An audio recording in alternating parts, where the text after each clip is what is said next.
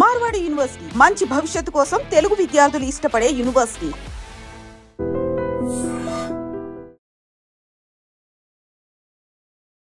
Hi hello నమస్తే, welcome to iDream media. నేను మీ శ్రావ్య.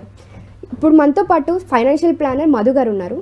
నమస్తే సార్. నమస్తే అండి. సో ఇందాక మనం మాట్లాడుకున్నాం సెక్టర్స్ అండ్ మ్యూచువల్ ఫండ్స్ గురించి.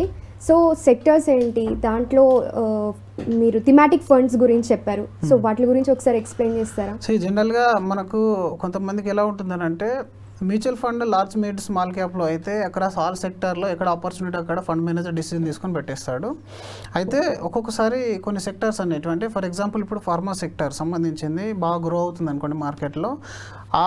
మనం ఎంత పెట్టించినా కూడా మ్యూచువల్ ఫండ్లో కొంతమందికి సార్ నాకు ఆ స్టాక్స్లో ఉంటే బాగుండు అనే ఆలోచన అనేది ఉంటుంది. So based on investors requirement బట్టి ఇప్పుడు ఏమ్సీలు ఏంటంటే సెక్టార్ వైజ్ ఫండ్స్ అనేవి డిజైన్ చేసినాయి. ఆ సెక్టార్ ఏంటంటే మీరు ఇప్పుడు ఫార్మా సంబంధించిన మ్యూచువల్ ఫండ్ తీసుకున్నట్టయితే ఓన్లీ ఫార్మా కంపెనీస్లో ఇన్వెస్ట్మెంట్ చేస్తారు. వాళ్ళు ఓన్లీ ఫార్మాలో ఇన్వెస్ట్మెంట్ చేస్తారు, వేరే ఏ కంపెనీ తీసుకోరు అందులోకి. దాన్ని సెక్టార్ ఫండ్ అంటారు. అయితే ఇందులో ఉన్న రిస్క్ ఏంటంటే ఫర్ ఎగ్జాంపుల్ ఒకవేళ ఆ సెక్టార్ కానీ పనిచేయలేదు అనుకోండి, ఇప్పుడు మీరు చూసుకున్నట్టయితే ఒక 15-20 years back 10-15 years back technology అనేది అంటే మనకు ఐటీ సెక్టర్ మొత్తం పడిపోయింది. ఆ టైంలో ఒక మనది ఇప్పుడు ఐసిఐసిఐ టెక్నాలజీ ఫండ్ అని ఒకటి ఉండే, 10 రూపీస్ ఎన్ఐవి కాస్త 2 రూపీస్కి వచ్చింది. 10 రూపీస్ ఎన్ఐవి కాస్త 2 రూపీస్ 3 రూపీస్కి వచ్చేసింది. అంటే అంత పెద్ద రిస్క్ అనేది ఉంటుంది సెక్టార్లో వెళ్ళినప్పుడు. సెక్టార్ సేమ్ ఇలాంటి సిమిలర్ ఇంకొకటి ఏంటంటే మనం చెప్పుకునే థిమాటిక్. ఈ థిమాటిక్ ఏంటంటే ఫర్ ఎగ్జాంపుల్ పిఎస్యూ అని చెప్పేసి పబ్లిక్ సెక్టర్ అండర్టేకింగ్ ఉంది కదా, అలాంటి కంపెనీస్ కానీ అంటే ఇంకా కన్జంప్షన్ ఫండ్ అని ఇంకొకటి ఏంటంటే ఇండియాలో ఉన్న కన్జంప్షన్ బట్టి ఈ ఫండ్ అనేది గ్రో అవుతూ ఉంటుంది అనమాట. సో ఇట్లా స్పెషలైజ్డ్ కొంత ఒక రకమైన థీమ్ పెట్టుకొని వాళ్ళు ఇక్కడ సెక్టార్ చూడరు, ఇక్కడ సెక్టార్ చూడరు, థీమ్ మాత్రమే చూస్తారు. ఇప్పుడు housing opportunities fund housing opportunities fund ఉంది అనుకోండి. అంటే మనం ఒక ఇల్లు నిర్మించడానికి మనకి ఏ అవసరాలు ఉంటాయో అంటే ఏ కంపెనీస్ యొక్క ప్రొడక్ట్స్ అవసరం పడతాయో వాటిలో మాత్రమే పెడతారు వాళ్ళు ఇన్వెస్ట్మెంట్. సిమెంట్ అనుకోవచ్చు, ఐరన్ అనుకోవచ్చు, ఎలక్ట్రికల్ అనుకోవచ్చు, ఇలాంటి కంపెనీస్లో వాళ్ళు ఇన్వెస్ట్మెంట్ అనేది చేస్తారనమాట. సో ఇప్పుడు రీసెంట్గా చూసినట్టయితే HDFC ఇన్నోవేషన్ ఫండ్ కూడా లాంచ్ చేసింది. అంటే ఇండియాలో ఉన్న ఇన్నోవేషన్ సంబంధించిన కంపెనీస్ ఏవైతే ఉంటాయి వాటిలో మాత్రం ఇన్వెస్ట్మెంట్ చేస్తారు. సో ఇలా స్పెషల్ థీమ్ పెట్టుకుంటారు వాళ్ళు. ఈ థీమ్ని బట్టి మీరు ఇన్వెస్ట్మెంట్ అనేది చేపిస్తారు. కానీ ఒకవేళ ఆ థీమ్ కానీ ప్రాపర్ వర్క్ కాకపోతే అప్పుడు మీరు మళ్ళీ ఇందులో నష్టం పోయే ఛాన్స్ అనేది ఉంటుంది. సో ఎప్పుడైతే ఈ సెక్టార్ వైజ్ మీరు వస్తున్నప్పుడు లేదా మీరు థిమాటిక్ ఫండ్స్ సైడ్ వస్తున్నప్పుడు దీన్ని మీరు అడిషనల్ పోర్ట్ఫోలియో కింద, దీన్ని మనం ఈ లాంగ్వేజ్లో శాటిలైట్ పోర్ట్ఫోలియో అంటాం మనము. అంటే కోర్ పోర్ట్ఫోలియో అనేది మీ లైఫ్ గోల్స్కి, నా పిల్లల ఎడ్యుకేషన్, వాళ్ళ మ్యారేజ్, నా రిటైర్మెంట్, ఇల్లు, కార్, ఇవన్నీ core goals, long term goals, non compromised goals. అందులో రిస్క్ అనేది ఉండకూడదు అనేది అనుకుంటాం మనము. వాటిలలో స్మాల్ మిడ్ ఫ్లెక్సీ క్యాప్ వరకు మీరు ఆగిపోవాలి. తర్వాత ఏదైతే అడిషనల్గా ఉంటుందో మీరు పెట్టి అడిషనల్ ఇన్వెస్ట్మెంట్ ఉంటుందో ఒక 10-20% వరకు మీరు శాటిలైట్ పోర్ట్ఫోలియో డిజైన్ చేసుకోవాలి. ఈ శాటిలైట్ పోర్ట్ఫోలియోలో సెక్టార్ ఫండ్ తీసుకోవచ్చు, మీరు ఫండ్ ఆఫ్ ఫండ్ తీసుకోవచ్చు, ఇంటర్నేషనల్ ఫండ్ తీసుకోవచ్చు, ETFలు తీసుకోవచ్చు, ఏదైనా సరే అది శాటిలైట్ పోర్ట్ఫోలియోలో మాత్రం మీరు తీసేసుకుంటే. ఎందుకంటే మనం పెట్టిన అమౌంట్ తక్కువ కదా, ఒకవేళ సెక్టార్ బాగా పర్ఫామ్ చేయకుండా కూడా నష్టపోయే ఛాన్స్ అనేది లేదు కదా.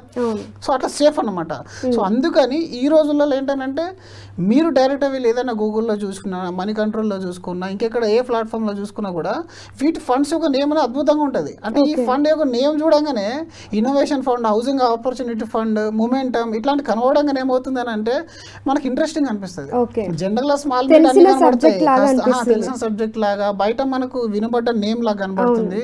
సో మీరు తొందరగా టెంప్ట్ అయిపోతారు. ఇప్పుడు ఎనర్జీ సెక్టర్ లాస్ట్ టైం ఇప్పుడు మన ప్రైమ్ మినిస్టర్ గారు కూడా ఒక మంచి సోలార్ గురించి, ఎనర్జీ సెక్టర్ గురించి, ఆల్టర్నేటివ్ ఎనర్జీ గురించి మాట్లాడినప్పుడు ప్రతి ఒక్కరు అందులో ఇన్వెస్ట్మెంట్ చేశారు. ఇప్పుడు ఎక్కువ అయిపోయినాయి. అది వస్తుంది. ఆయన ఏం చెప్పిండు, నెక్స్ట్ 5-10 ఇయర్స్ ప్రొజెక్షన్ చేస్తుంది గవర్నమెంట్. 5-10 ఇయర్స్ తర్వాత మనం ఈ సెక్టార్ని పైకి తీసుకొని రావాలనుకున్నాడు. దానికి సంబంధించిన స్కీమ్స్ రిలీజ్ చేస్తారు, మోటివేషన్ అనేది ఉంటుంది, కంపెనీస్కి గ్రో అవుతాయి.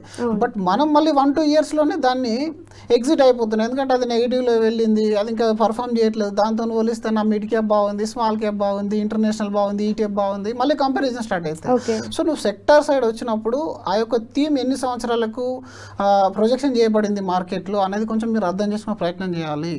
ఆ థీమ్ అనేది ఎన్ని సంవత్సరాలకు, 3 years కోసం చెప్తుండా, 10 years కోసం, 7 years కోసం చెప్తుండా అనేది చూసుకోవాలి. ఎప్పుడైనా సరే మ్యూచువల్ ఫండ్ అంటే లాంగ్ టర్మ్, అందులో మీరు సెక్టర్ సైడ్ వెళ్తున్నారంటే ఇంకా దానికంటే ఒక 1 year ఎక్కువనే పెట్టుకోవాలి తప్ప టెంపరీ ప్రాఫిట్ బుకింగ్ కాదు. అయితే కొన్ని రకాలుగా ఏంటంటే ఈ శాటిలైట్ లో కొంతమంది ప్రాఫిట్ బుకింగ్ కూడా చేస్తారు. ఆఫ్టర్ 1-2 years తర్వాత కొంచెం పీక్ లెవెల్కి వెళ్ళిన తర్వాత దాని నుంచి ఇంకో సెక్టర్కి మారుతారు. అది ఓకే, అది ఒక మీరు ఫైనాన్షియల్ అడ్వైజర్ గైడెన్స్ తీసుకొని ఒక సెక్టర్ నుంచి ఇంకో సెక్టర్ కానీ, ఒక థీమ్ నుంచి ఇంకో థీమ్ కానీ మీరు చేంజ్ అవుతే పెద్ద ప్రాబ్లం ఏం లేదు. ఎందుకంటే satellite portfolio, we're not disturbing our core portfolio. ఆ కోర్ పోర్ట్ఫోలియో మీరు టచ్ చేయకూడదు. కోర్ పోర్ట్ఫోలియో మాత్రం అలాగే ఉండాలి, మీ లైఫ్ గోల్స్ ఎండ్ అయ్యేంత వరకు ఉండాలి. సో ఈ విధంగా ప్లాన్ చేసుకుంటే సెక్టర్ అయినా ప్రాబ్లం అనేది ఉండదు. బట్ సెక్టర్ వోలటిలిటీ అనేది మోర్ దెన్ స్మాల్ క్యాప్, అది మీరు అర్థం చేసుకోండి. అది థీమాటిక్ అయినా సరే, సెక్టర్ అయినా సరే, మోర్ దెన్ స్మాల్ క్యాప్ కంటే ఎక్కువగా వోలటిలిటీ అనేది ఇందులో ఉంటుంది. రైట్. సో ఇప్పుడు సేమ్ అంటారా, థీమ్ అండ్ సెక్టర్స్ అనేది కొంచెం సిమిలర్గానే ఉంటాయని అనుకోవాలా? లేదు, సెక్టార్లో ఇంకా కాస్త రిస్క్ అనేది ఎక్కువ. ఓకే, సెక్టార్లోనే కొంచెం రిస్క్ అనేది ఎక్కువ. ఇది థీమ్లో థీమాటిక్లో ఇంకొంచెం తక్కువ అనే చెప్పాలి. ఎందుకంటే థీమాటిక్లో మల్టిపుల్ కంపెనీస్ వస్తాయి అండ్ డిఫరెంట్ వాళ్ళ యొక్క థీమ్ అనేది డిఫరెంట్గా ఉంటుంది కాబట్టి. బట్ ఇందులో సెక్టార్ వైజ్గా చూసినట్టయితే ఒకటే సెక్టార్ ఉంటుంది. ఉంటే ఐటీ ఉంటుంది, లేదా రియల్ ఎస్టేట్ ఉంటుంది, లేదా డిఫెన్స్ ఉంటుంది, లేదా బ్యాంకింగ్ ఉంటుంది. ఆ పర్టికులర్ సెగ్మెంట్ కనుక 1-2 years కనుక కొంచెం డౌన్లో ఉన్నదంటే కాస్త మీరు పోర్ట్ఫోలియో నెగిటివ్లో కనబడుతుంది. సో కాబట్టి మీరు సెక్టార్ అనేది హైయెస్ట్ రిస్క్ కేటగిరీ కింద తీసుకోవాలి. రిటర్న్ కూడా ఆ విధంగానే ఉంటుంది, రిటర్న్ కూడా అదే విధంగా ఉంటుంది.